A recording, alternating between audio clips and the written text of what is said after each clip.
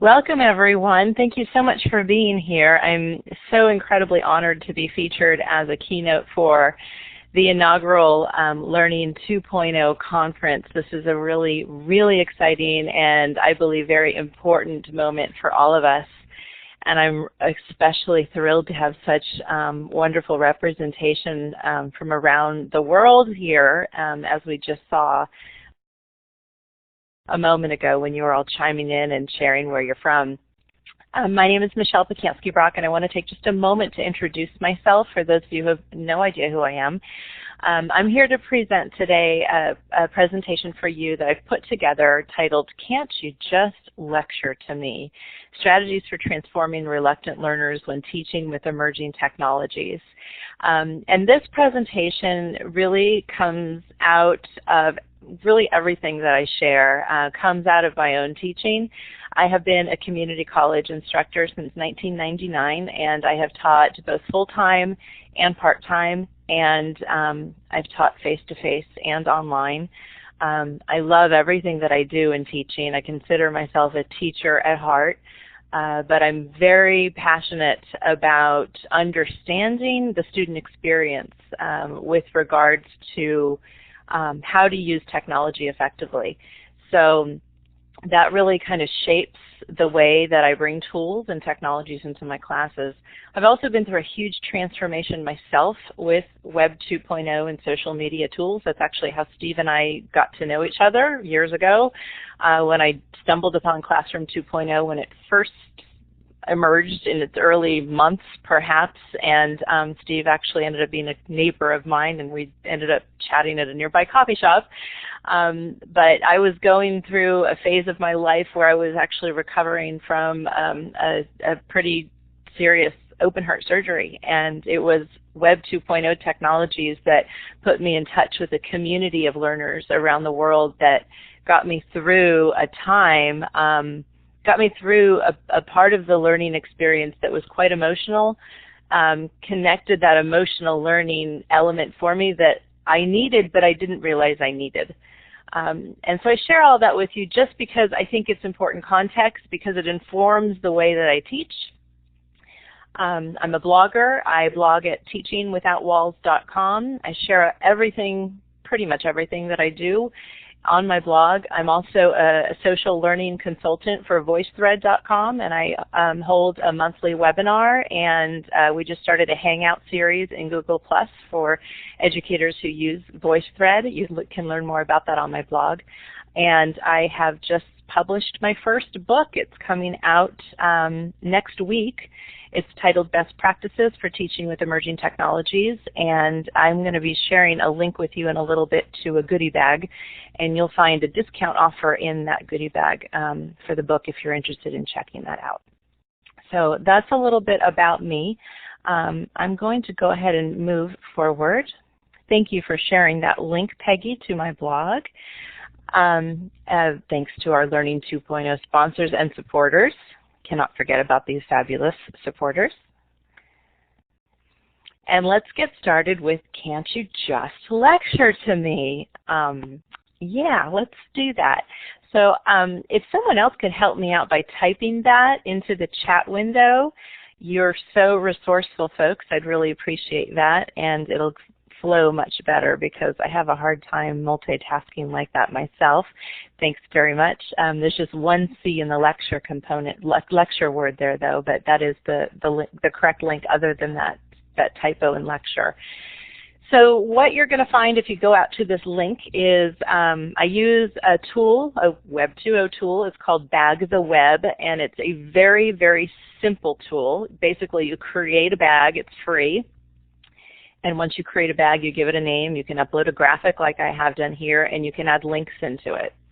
And I find that this is a fabulous way to just oftentimes you have lots of links that you want to share with folks when you're giving a presentation or teaching a class and that sort of thing. And course management systems work great and websites work great, but sometimes when you're in environments like this, you just want a real simple link. So I use Bag the Web. and then I just customize and shorten that URL using tiny.cc. So that's one of my little tips for you, but your goodie bag is available at the URL that you have just been provided with. So a lot of the resources I'm going to share with you are all accessible directly through that link to the goodie bag. I have a couple of questions that I'd like to ask just to understand who you are all. First of all, which of the following best describes you? If you could, let's see, select, let's see if I've done that right. You should see options at the top of the participant screen above all the names. You should see options for A, B, C, D, and E.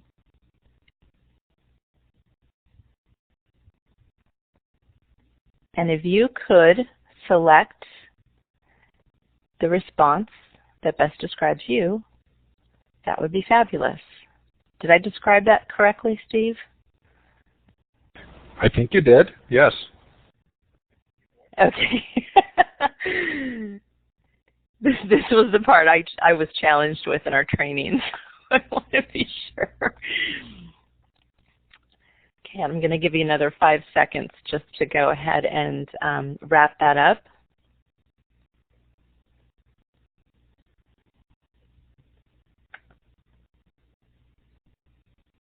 And I'm going to publish those results, 3, 2, 1.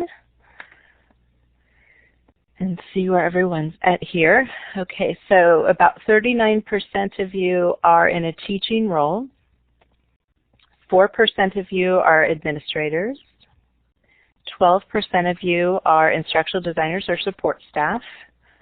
14% of you fall into the other category. And some of you didn't get to chime in. I'm sorry if I went too fast there for you. Hopefully this next one you'll be able to jump in. And what about your institution type? Oop, I was supposed to clear that. See if that works.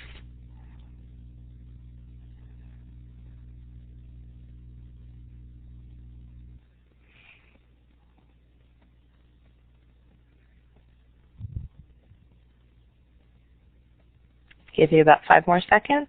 5, 4, 3, 2, 1. We'll see how that turned out there. Okay, so it looks like according to this, I still had about a third of you that didn't chime in.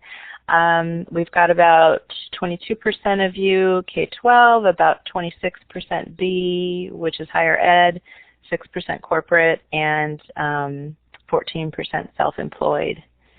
And okay, great. So I am, well, I'll mention that in a second. So one more question. If you are in a teaching role, and so now we know that I think we had about 30% of you in a teaching role, or maybe it was higher than that. I think it was actually 40-something%. Or ever have been, have you experienced students who have been reluctant to engage in new pedagogical approaches? If you can, and let me change that response there for you. Oh, someone already did that for me. Thank you.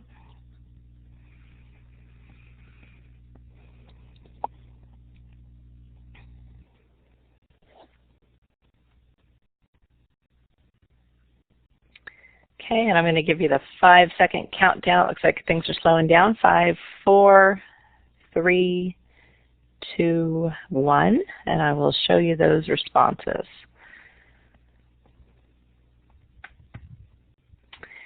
We have 46% of folks who said yes, and 12% of folks who said no, and of course many of you are not in an instructional role. So, you know, this is really kind of part of the territory as we move forward with innovation.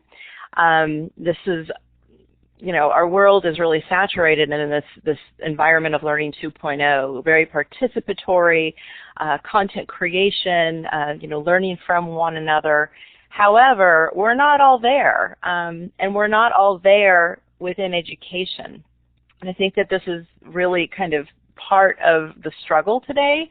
part of the challenges, even when you are an educator who's deeply entrenched, and I consider myself who's, very involved with participation and outside of teaching, and has really thoughtfully woven in participatory learning into my the pedagogy that I use in my classroom.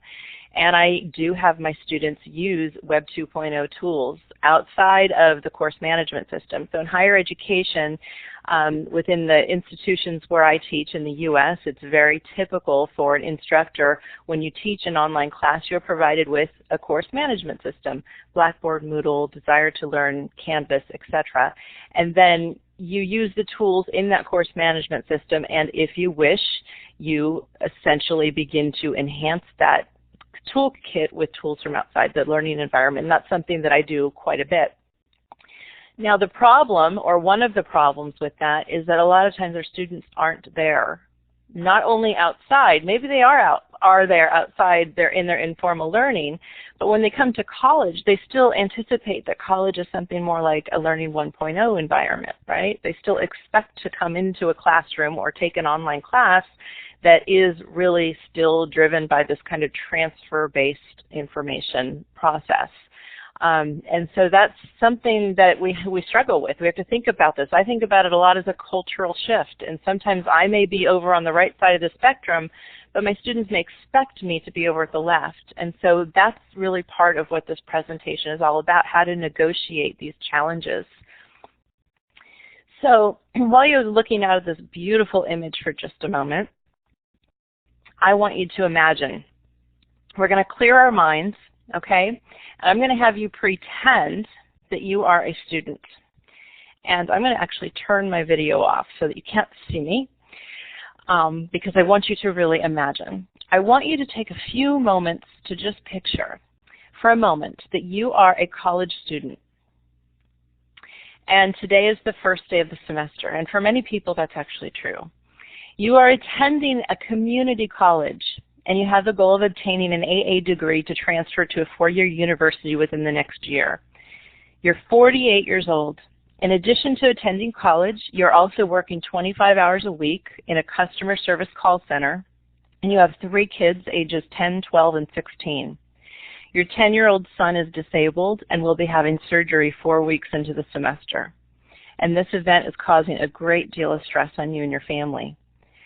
Now, when it comes to using technology, you use email very heavily, and you have a cell phone and you text message with your kids, but you don't have a smartphone and you have no interest in getting one. You have a Facebook account, but really just use it to monitor what your oldest son is up to these days. You have no interest in using social media more because you just don't have the time to weave it into your busy life.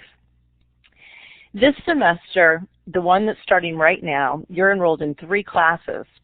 2 of them are online and 1 of them is on campus, and this allows you to weave your learning into your busy schedule. You've taken at least 5 online classes previously, and you understand what they're like. You know what to expect.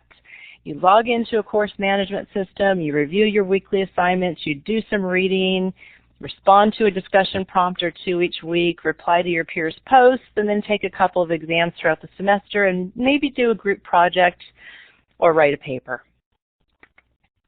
Well, this semester, after reading the syllabi for your 2 online classes, it's apparent to you that one of them is very, very different.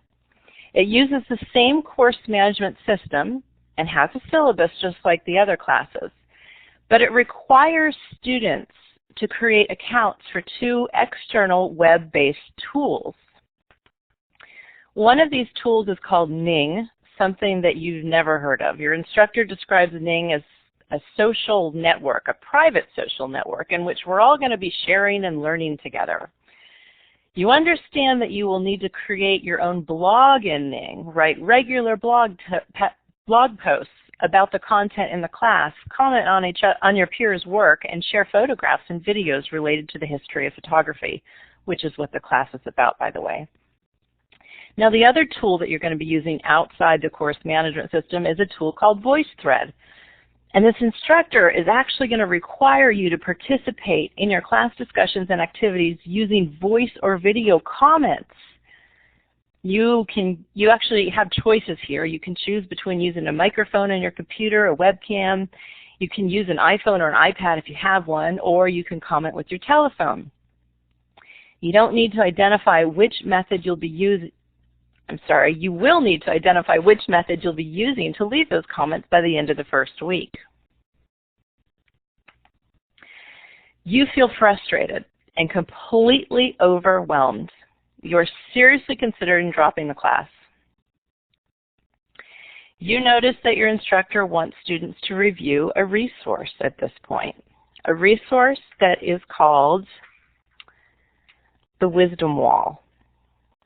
Now, folks, I'm going to take you out to a web tour, and I'm going to play an excerpt of the Wisdom Wall, and this is a real thing that I share with my students in my own online class. If you haven't figured it out yet, I'm the crazy instructor that's having your students do all this stuff. So this should open up on your page, and I'm going to let you take 3 minutes to listen to it.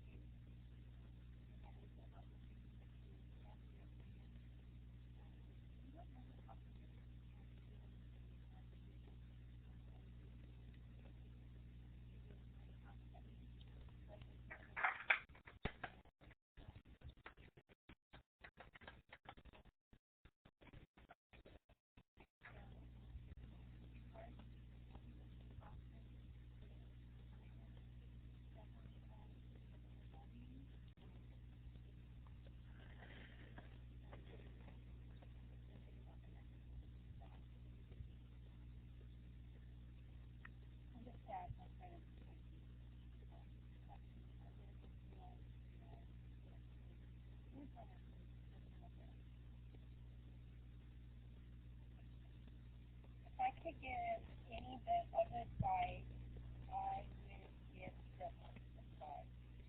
Don't be intimidated by the technology. I've taken several online classes, none of them were like this. And the first few days I was really, really flustered. I was really worried if I would even be able to do the things that we were required to do. For us, dear teacher, she is amazing, and she really helped me through a lot of the challenges that I had with not knowing the technology.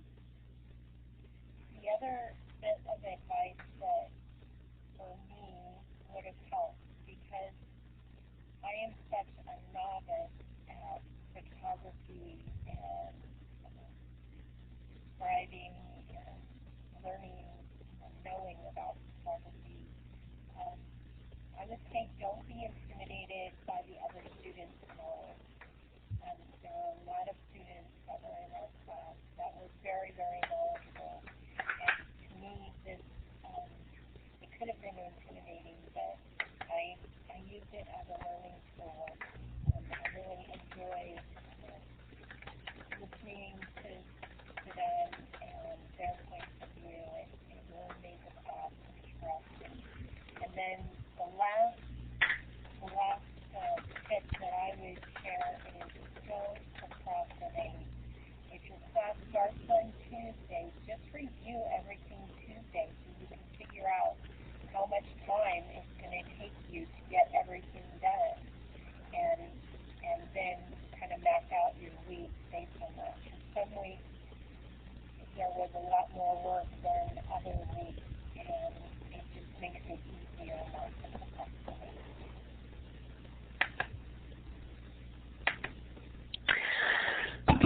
Okay, hope you're all back with me here. Now, I didn't say this, but I hope you caught on to the fact that those were voices of past students who had taken the class. And what I'd like to do now is invite you all to kind of regroup and imagine that you're that same student. And now reflect with me, what aspect of listening to that wisdom wall helped you feel better about your anxieties? And this is a whiteboard where you can type on the board. To do that, what you're going to want to do is look over at the tools that appear running up and down along the left side of the whiteboard and click on the A and then select the big A, and you should be able to just type right on the screen.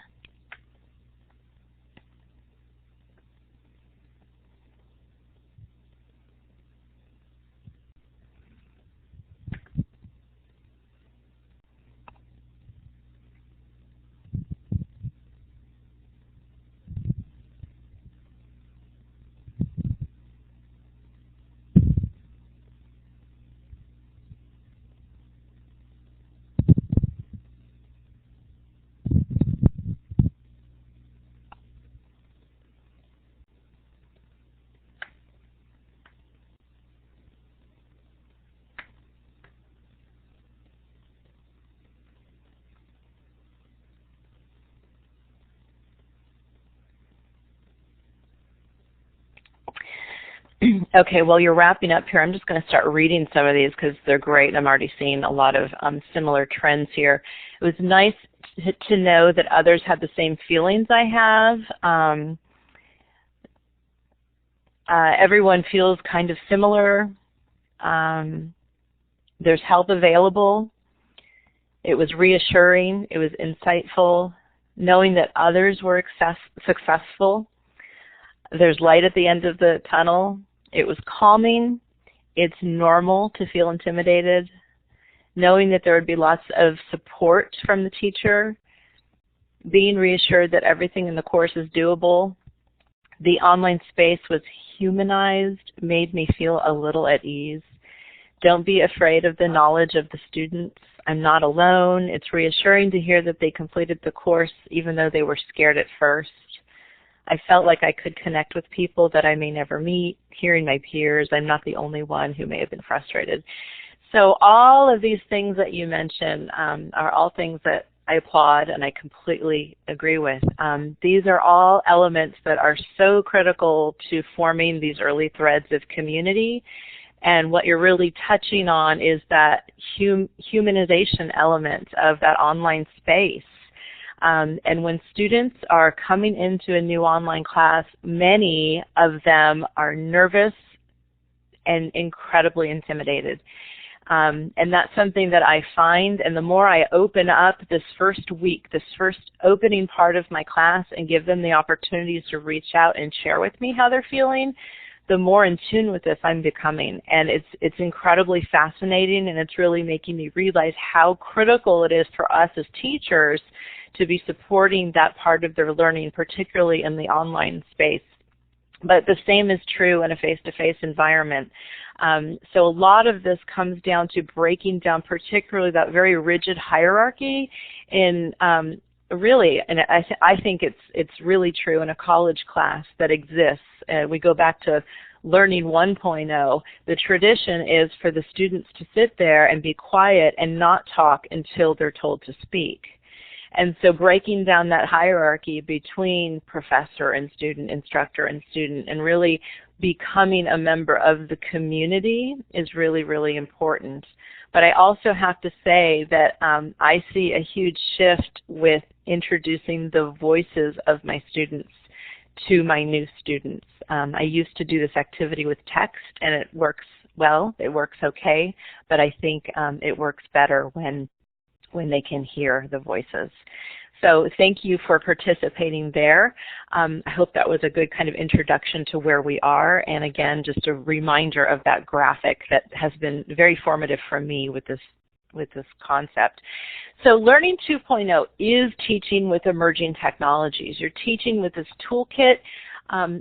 of technologies that are new and emerging. Many of them fall into the categories that we're now referring to as social media, Web 2.0.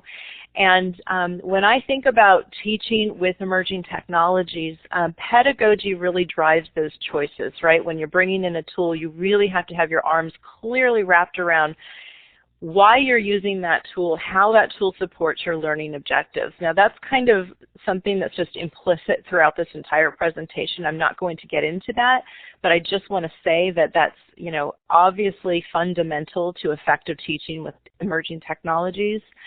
Another element, of course, is the mechanics, so how to use the tool, and that's true for you as the instructor. We all know that when you start using a tool, there's a learning curve. Well, the same is true for your students as well, right? And we have to remember that. But then there's this third component that I'm really going to be focusing on here today, and I call it student success. And it really has to do with getting to know how your students are feeling, discovering what it is that they're going through, and being there for them.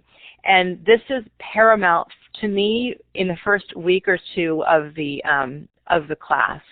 It's absolutely paramount. And I don't know if, Steve, if you want to maybe take off some of those controls for the whiteboard before people start drawing mustaches on me and stuff, that might be cool. Oh, absolutely. So I think that, again, it's this last bubble that we're going to be stressing today and getting into some of those fundamental elements of student success.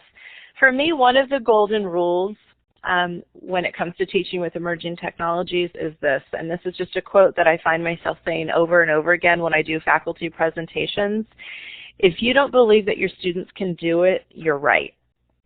And I hear so frequently from instructors when they're introduced to a new technology, they say, my students could never do that. And I look at them and I say, you're right, they couldn't, because you are their leader.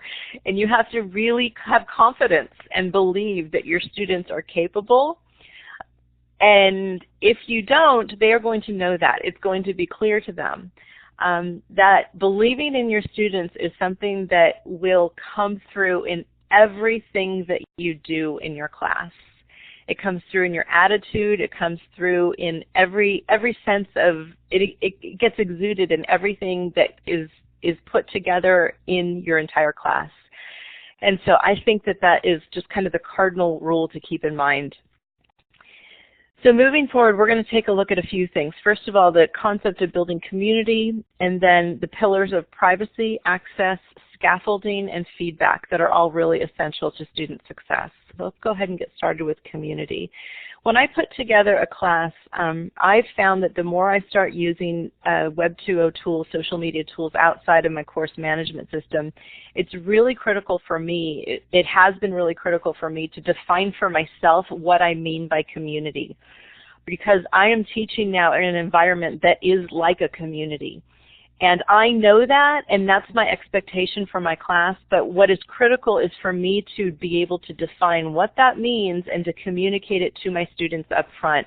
So this now becomes part of my syllabus. It becomes part of the very initial conversation about the class, so that the students know right from the start that it's going to be different.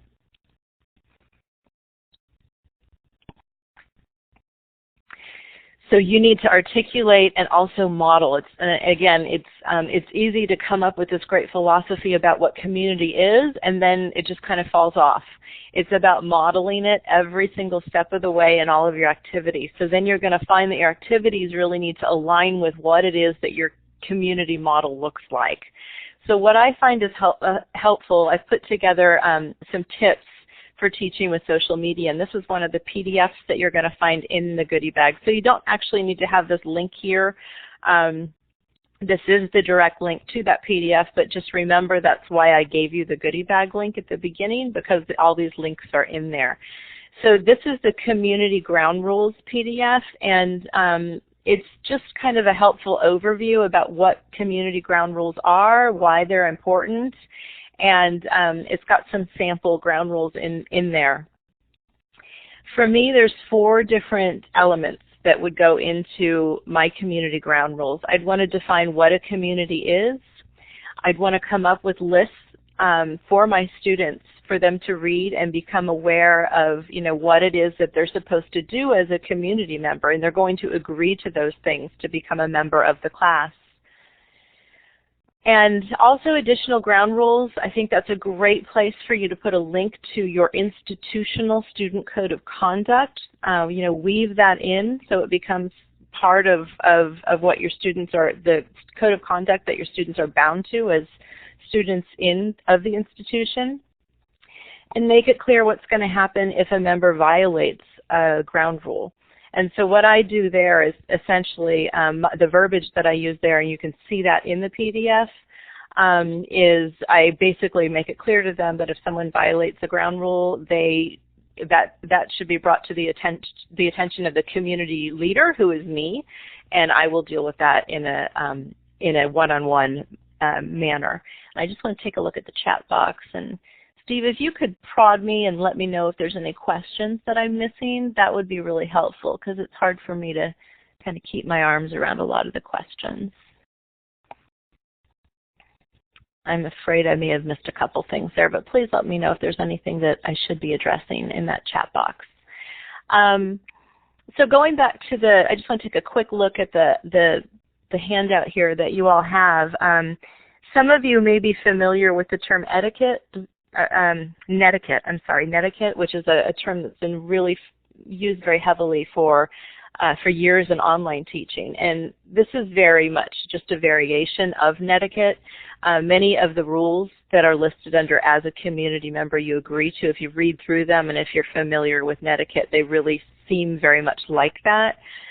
So it's really about respect for one another, making contributions, again, breaking down that hierarchy, and being sure that everyone understands that you are going to be expected to lean on one another and help one another through this experience and be respectful.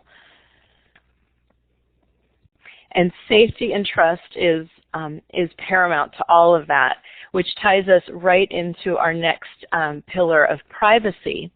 When students are in a community, what's central to participatory learning is obviously participation. And of course, when you're having your students participate, where they're participating is going to directly affect the nature of the conversation. And that's why this falls under this pillar of privacy. So, here we have this picture of these two people kind of casually having, it looks like a conversation in a kind of a private space. And so, the conversation that they have there is going to be very different than if it was, amongst a huge group of people. And maybe there are strangers sitting around them. That conversation would change. And so when we think about pulling our students out and having them participate in open web-based tools, for example, like Twitter, which I don't think is a bad thing. I think there's fabulous ways to use Twitter in a class for learning. We need to be aware, first of all, ourselves as instructors, that that environment is public, and that needs to be communicated to our students. And that's something that I do not think is happening as clearly as it should be. It's really important for you as an instructor when you use a tool outside of the course management system that you are aware of the privacy options that it offers, and that you are communicating to your students the privacy options that you are using within the course. So Twitter is something that is public. There are many other tools. For example, Voicethread, the way I use it in my class, is completely secure. So I tell my students that. And the way we use Ning is secure. So I tell my students that so that they know that what they're sharing is only visible to the students in our class. Now, when we go out and if we were to do something public in a tool like Twitter, I would want them to be very aware of the fact that it's public. And a lot of times I think we have these assumptions as instructors in college that, oh, well, most of my students are young and they're that generation, they all know this stuff, and that's really not okay for us to do. It's really important for us to be communicating clearly and also modeling what's appropriate to post and what isn't appropriate to post, because these are standards that are still being formed in mainstream society today. So when it comes to student privacy, I also have a PDF that I've put together. And I find that there are just some basic things that are really, really helpful. First of all, I've already said, understand the privacy options within a tool. Inform students about who will have access to their contributions. Provide that information up front, for example, in your syllabus, and then have your students agree to those conditions. And I'm going to show you how I do that with my students in just a moment. Also demonstrate the learning benefits. Now you've already seen how I do that in my class. That's also another fabulous benefit of the wisdom wall, because by listening to the wisdom wall, simultaneously the learning benefits of the tools are being communicated to these new students.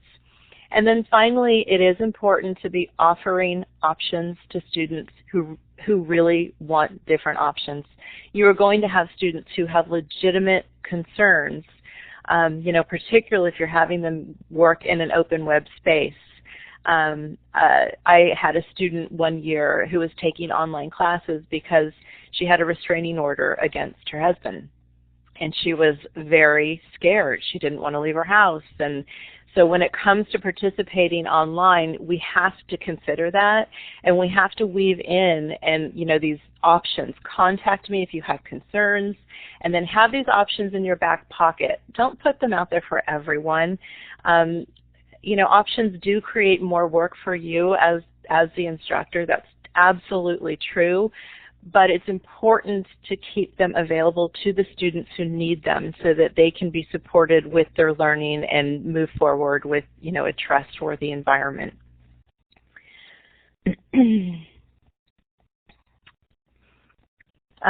So these are the same tools or tips that I'm reading, and I've just included the last few that fell off the page there.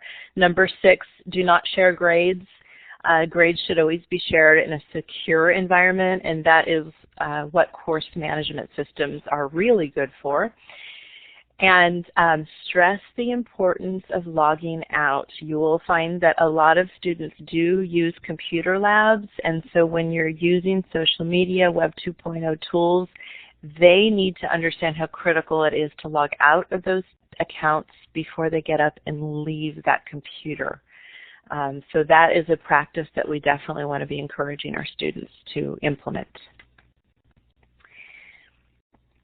And when it comes down to those options, they can be something as simple as, if you don't want to share a picture of you for your avatar in this tool that we're using, share a picture of, your favorite historic landmark or something like that.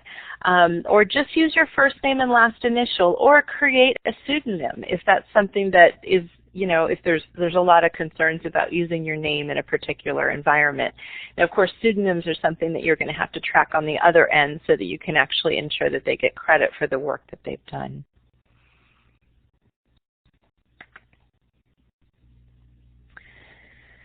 And then this is how I inform my students about who has access to their work. I create a chart just like this one, and I plug it right into my syllabus so they have visibility at the very start of the class. They understand what tools we're going to be using, and I think it is important for us to be communicating this to students up front, because there are students who may come into a class and say, this class isn't for me. Maybe there are students who want to make that choice, and I think that students should have that prerogative. And so when students come into a class and they look at a syllabus that looks just like every other syllabus, and then 4 weeks into a class, wham, bam, they get all these tools thrown at them, we're not setting up the right expectations. And so I want my students to know right up front everything that it is that they're going to be using.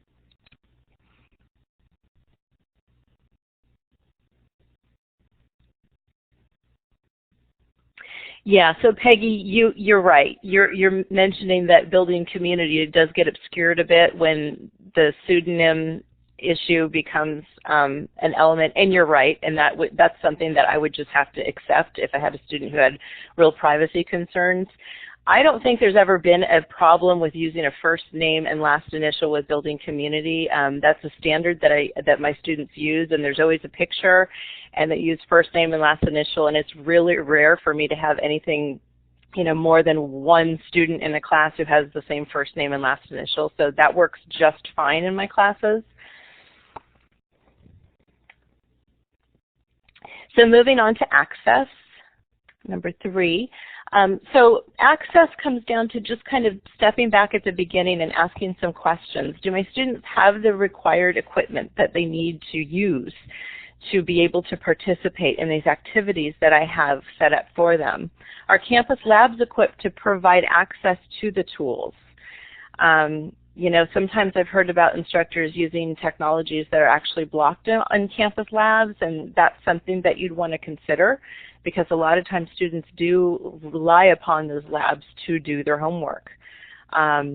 If you're having students, for example, use Voicethread like I am, are they able to use a microphone in a lab and record, or is there a specific lab on campus that they could do that at? Those are things that you'd want to check into. Is there a mobile app that could augment student access? A lot of times there's a lot of concerns about mobility using mobile apps because, obviously not everyone has a smartphone at this point. That percentage is growing. 47% of the adult U.S. population now owns a smartphone, and that number is going up. But at the same time, I think that thinking about mobile apps as tools that could augment what you're doing is a really cool thing. So maybe that's just a different way you could look at it. Do some research and think about, understand whether or not that's something you could encourage students to check out if they do have a smartphone. Is content accessible to all learners? And that's something to be considered as well. So if you have videos, are there options available for captions if someone does need those, and so forth. So something that I do to work in supporting my student success in this early week is I have them complete a survey. And the survey is completed week 1, and I'm actually in the first week of my online class right now, so my students are completing the survey. And I do this to identify access gaps, to identify special accommodations, to evaluate student feelings and attitudes, and really to identify at-risk students. I find that this is a fabulous way for me to just provide them with an opportunity to send information, feedback, exchanges to me. And it's also where they're going to agree to our community guidelines and the privacy information that they have now viewed in the syllabus. So this is what that looks like. This is actually not the exact one that I use, but I have shared an adapted version of mine that I've called Teaching with Social Media Student Information Form. I use a form of Google Docs, which is actually Google Forms, and I have shared it as a template in their template gallery. And if the link to this is also in the goodie bag. And if you actually post this in the, or if you go to this, you'll see a link at the top that says use as template, and you can adopt it as your own and make changes to it and use it if you so wish. So Peggy, you're asking, you're asking if I use it as a pre-post or just at the beginning. This one I just do at the beginning, but I do have a different type of survey that I do at the end of the course every time. SurveyMonkey is another great tool to use for putting together surveys online. So here are a few of the questions that I've just excerpted out. I have read and agreed to the conditions of participation section in the course syllabus. So if anyone clicks no there, I follow up with them and I talk to them about their concerns. I have read and agreed to abide to our community ground rules. Again, if you select no, I will contact you to discuss your concerns. So these are ways for me to identify students who are not okay with what we're doing. And this works very, very well. And it's first week, so end of the first week, I've got my students identified who I need to follow up with. Now another thing, as I mentioned, I require all my students to leave voice or video comments. So I ask them, I have access to a computer with a microphone or webcam that I can use for this class. Yes or no? Do you have access to an iPhone, iPad, or iPad Touch? Yes or no? And then this question here, actually, I drill down to all the different options that you can use for commenting in a voice thread with voice or video. And if anyone selects this last option, I will use my phone to leave voice comments.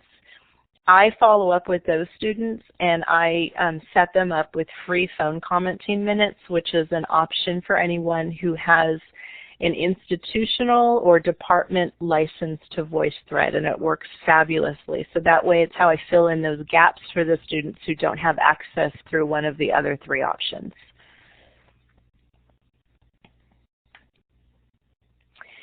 And one of the very last questions on the survey is, in one word, describe how you are feeling about this class. And I find that this is probably one of the most valuable questions that I ask on the whole survey. So do you folks know what Wordle is? Wordle, I assume you probably do. It's been around a while and it's very popular.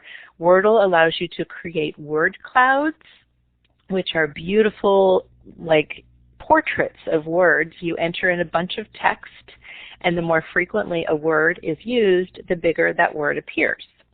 So I have a Wordle put together here that shows the responses from my class from last spring.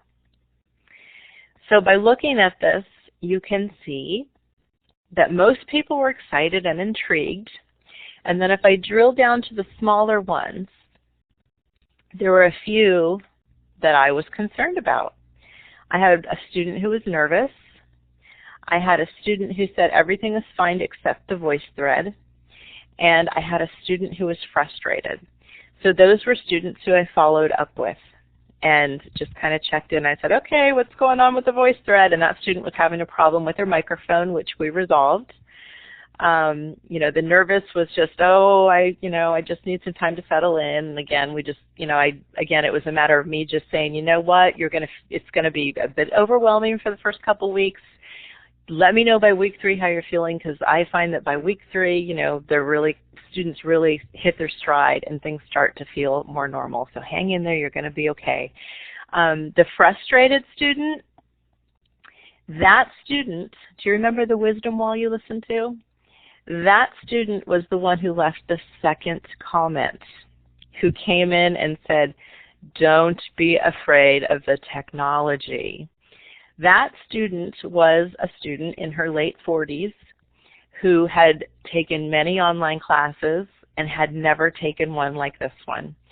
And I followed up with her after I saw this response, and I told her, I said, I want you to stay close to me through the semester. I want to know how you're doing.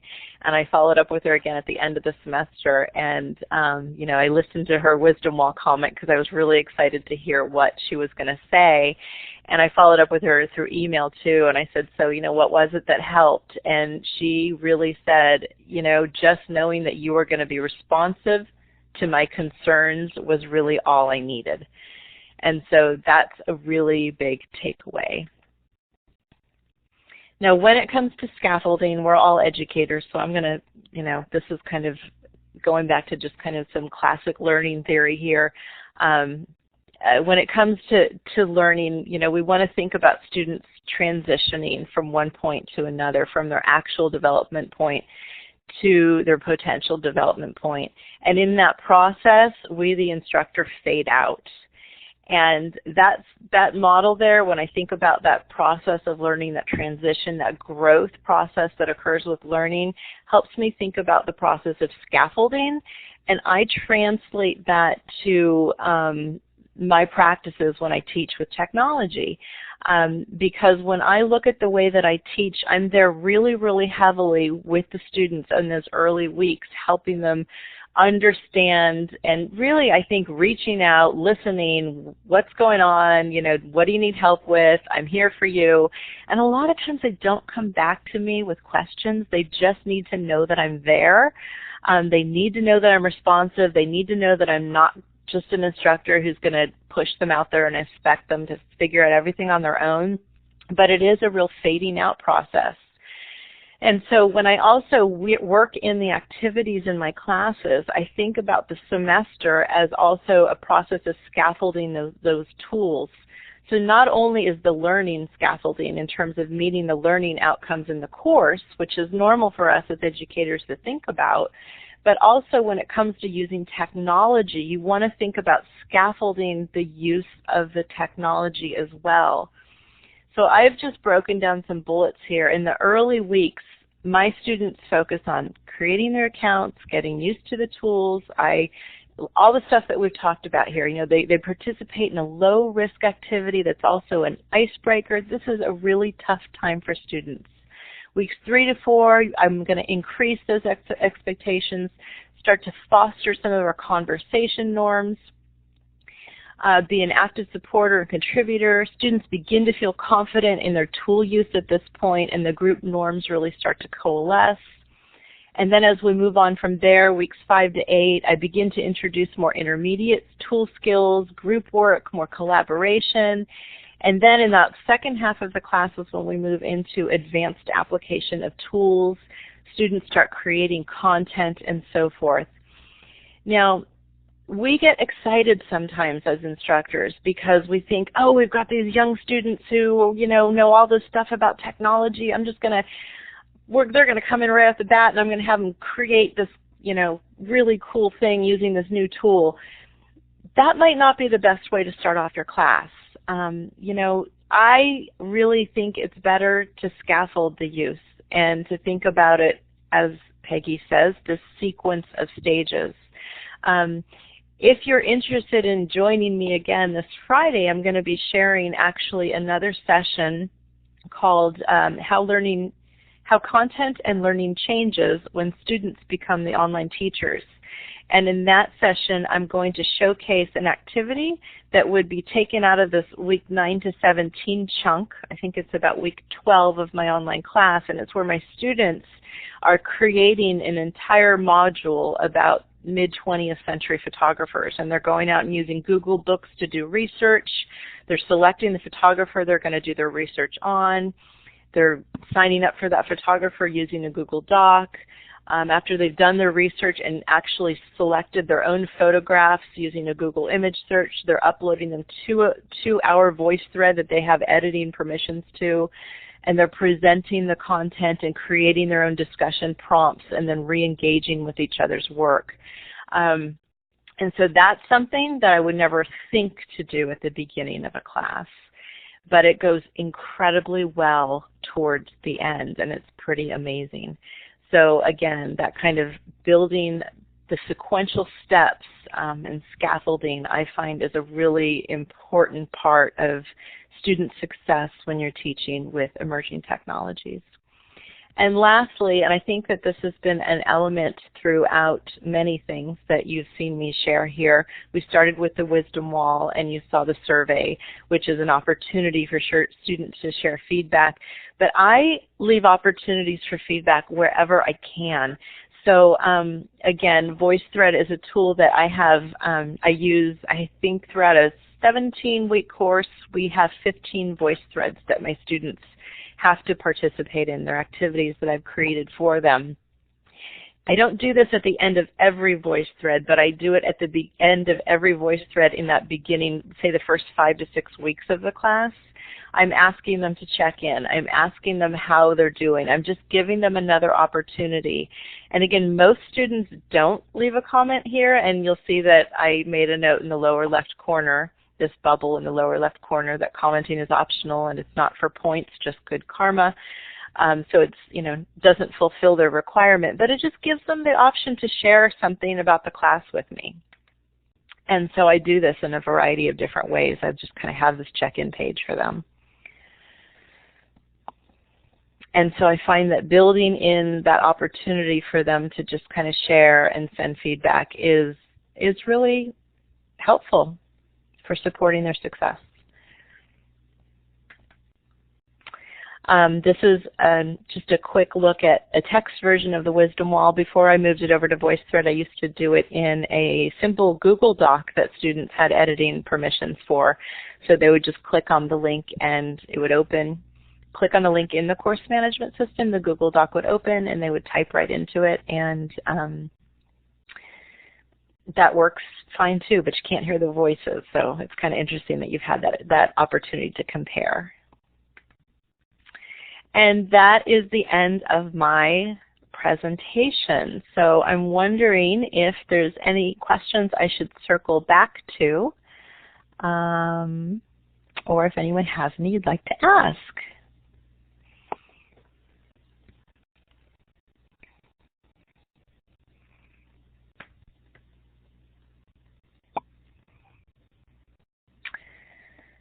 Okay, let's see here. Michelle, I've been in and out getting the other room set up, but I'm wondering if you posted that link recently for those who may have come in later, the link that has all of the goodies. I have not. I will grab that and repost it. If you could take a look at the, I wonder if anyone has a question they'd like to ask me. And if you could help me with the voice, grant someone access to the mic if they want to ask questions.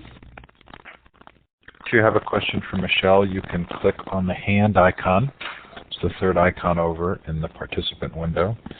And you can raise your hand and I'll give you the microphone, or you can put a question in the chat, like Peggy put a question in. Do you find more students comment on the Voicethread as the semester progresses? Well, what happens with the Voicethread is that they're all required to comment, and this is really fascinating little study I've done. So I don't know if you're asking if they comment in voice as the semester progresses, or if they all have to comment. It's required that they then comment.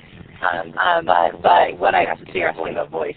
What I found is I've been teaching with voice students since 2007, and what I found, and I never turned my video back on. Let me do that. What I have found is that in general, 75% of students will only comment in text on the Voicethread. Only 25% of them will comment in voice video. But this past semester, I've been doing so much reflecting on this emotional element of learning. So what I did this semester. Hey Michelle, it's really hard to tell what you're saying. There's some kind of audio scramble. I don't think you've changed anything, but if you'd click your microphone off and then back on again, let's see if it comes through more clearly.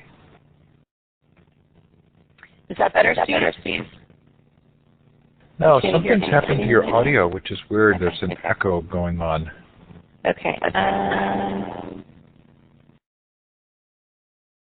We're lucky it happened at the end. I have no idea. It was before you actually turned your video camera on, so I don't think it's related, but try turning your video off and let's see if that makes a difference. Can you hear me better now? Oh yeah, now you're good. Okay, I pulled my USB out and put it back in. Sometimes that happens with my audio, so maybe it's the same culprit. So I'm going to keep talking, and if it gets weird again, let me know. But I think it was Peggy who asked that question. Peggy, what I found was that this past semester, what I did was I required a voice or video comment the very first, well, it's actually the second week after they get their account set up.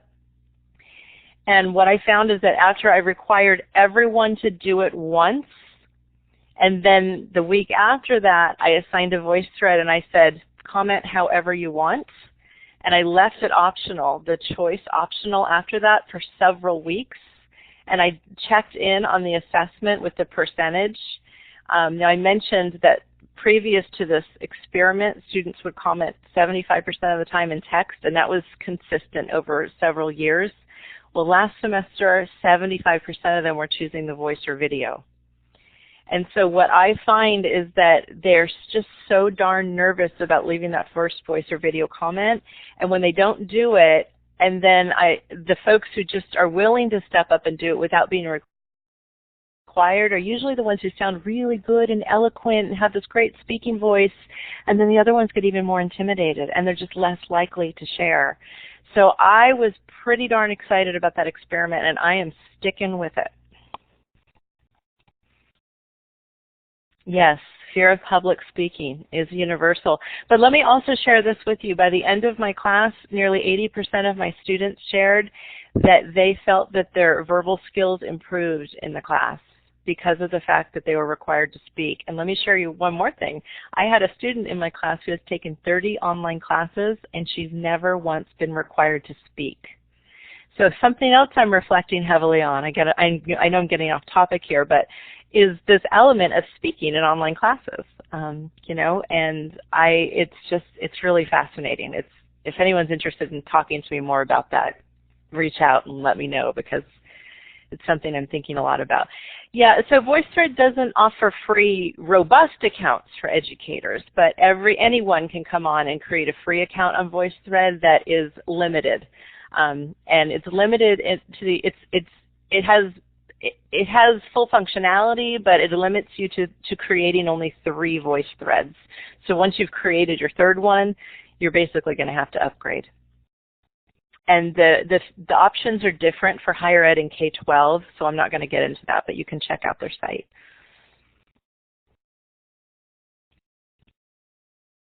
Yeah, so Lori, reach out to me. Here's my email address.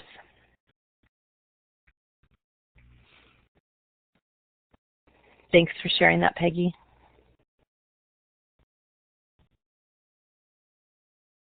Did we have any other questions?